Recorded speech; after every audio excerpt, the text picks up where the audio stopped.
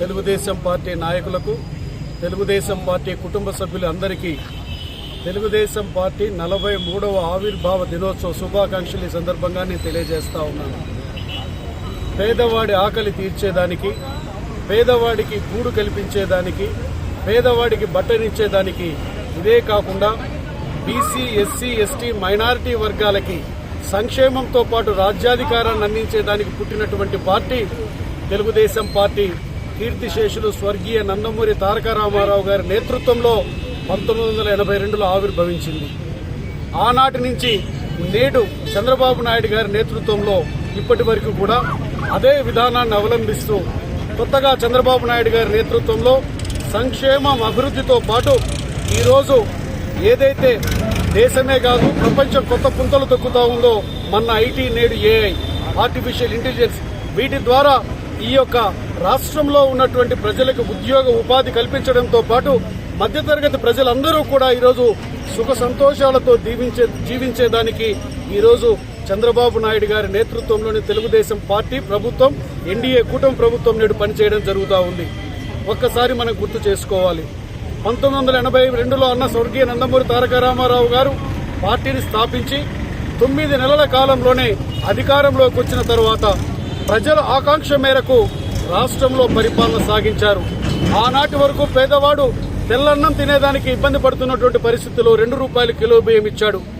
అప్పటి వరకు పేదలకు గూడు లేకపోతే పెద్ద ఎత్తున ఇల్లు నిర్మించి ఇచ్చాడు. ఆ రోజు ఏదైతే మనకి జనతా వస్త్రాలు అందించి పేదవాడికి బట్ట కట్టుకునే అవకాశం కల్పించాడు. అప్పటి వరకు లేని యొక్క పరిపాలన అంటే మనం నియోజకవర్గ హెడ్ క్వార్టర్కి రావాల్సినటువంటి పరిస్థితి నుంచి మండల వ్యవస్థను తీసుకొచ్చి పరిపాలన వికేంద్రీకరణ చేసి సామాన్య మానవుడికి కూడా ఏదైతే బీసీ, ఎస్సీ, ఎస్టీ వర్గాలకి రిజర్వేషన్ కల్పించి వారికి ఎంతో మందికి ఈరోజు రాష్ట్రంలో రాజ్యాధికారాన్ని పొందేటువంటి పరిస్థితి కల్పించారు. ఈరోజు ఆ యొక్క విధానాన్ని ముందుకు తీసుకుపోతున్నటువంటి మన నాయకుడు, దార్శనికుడు చంద్రబాబు నాయుడు గారు.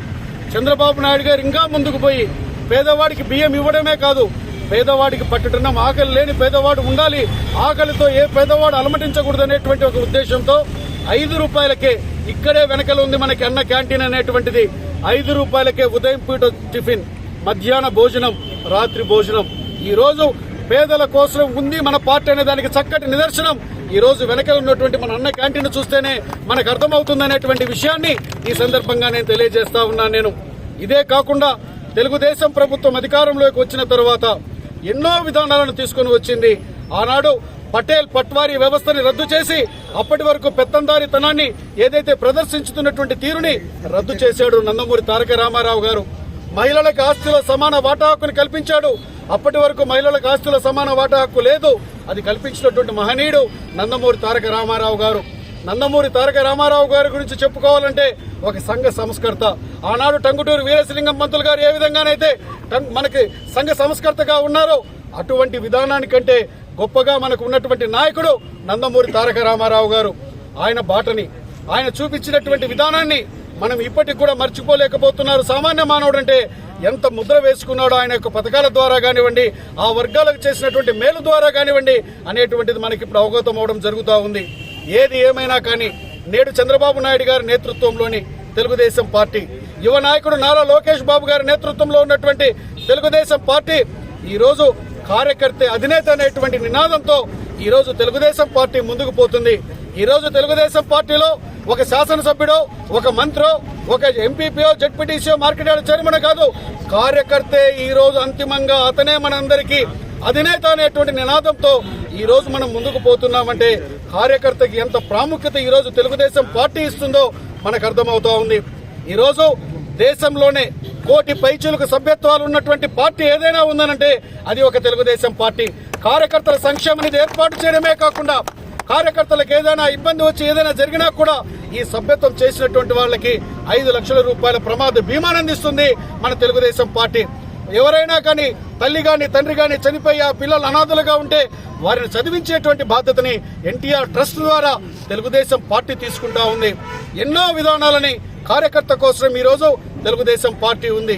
మనం ఒకటే గుర్తుపెట్టుకోవాలి, మనము అధికారం వచ్చిన తర్వాత ఆకాశం వైపు చూడకుండా, అధికారం వచ్చిన తర్వాత అట్టడుగున స్థాయిలో ఉన్నటువంటి కార్యకర్త యొక్క కష్ట సుఖాలను పట్టించుకున్నాడు.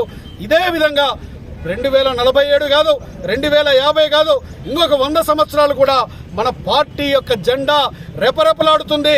మన పార్టీని ఎవరు పెకలించలేరు, కదలించలేరు అన్నటువంటి విషయాన్ని ఈ సందర్భంగా నేను తెలియజేస్తా ఉన్నాను. ఇది తెలుగుదేశం పార్టీ. ఈ రోజు మనం ఎన్డీఏ కూటమి ప్రభుత్వంలో మనము Telugu Desam party, Janasena party, Bharatiya Janata party ఈ రోజు ముందుకు పోవడం జరుగుతూ ఉంది. ఈ రోజు మన 3 పార్టీలు ఈ రోజు చక్కని పరిపాలనా విధానాన్ని ముందుకు తీసుకుపోతుంది. మొన్నటి వరకు అధికారంలో ఉన్నటువంటి వైఎస్ఆర్ పార్టీ ప్రజలకు మేలు చేయకపోగా ఏదో ఈ రోజు వారు కొత్త విధానాలు, వాళ్ళ యొక్క ఎంపీపీలని వాళ్ళే అసంతృప్తులు పెట్టుకొని వాళ్ళకి ఎన్నిక జరిగితే మేమేదో గెలిచినామని చెప్పి ప్రగల్భాలు పలుకుతా ఉన్నారు. అవి మన ఎన్నికలు కాదవి. వాళ్ళల్లో వాళ్ళ వ్యక్తులు వాళ్ళు అసంతృప్తి పెట్టుకొని, అసమ్మతి పెట్టుకొని వాళ్ళు ఎలక్షన్స్ తీసుకొచ్చారు తప్పితే అది మనది కాదు అనేటువంటి విషయాన్ని తెలియజేస్తూ ఈ రోజు అధికారంలోకి వచ్చిన తర్వాత మన అధినాయకుడు గ్రామాలకు వచ్చి మన యొక్క మహిళలకి ఈ రోజు ఒకటే గుర్తుపెట్టుకోండి, రాష్ట్రంలో మహిళా తల్లుల్లో చైతన్యం తీసుకుని వచ్చి అప్పటి వరకు మహిళలు భర్త చాటున గాని, బిడ్డ చాటున గాని ఉన్నటువంటి తల్లి గాని, సతీమణి కానీ ఈ రోజు వాళ్ళకి వాళ్ళ మీద వాళ్ళ కుటుంబ సభ్యులు ఆధారపడేలాగా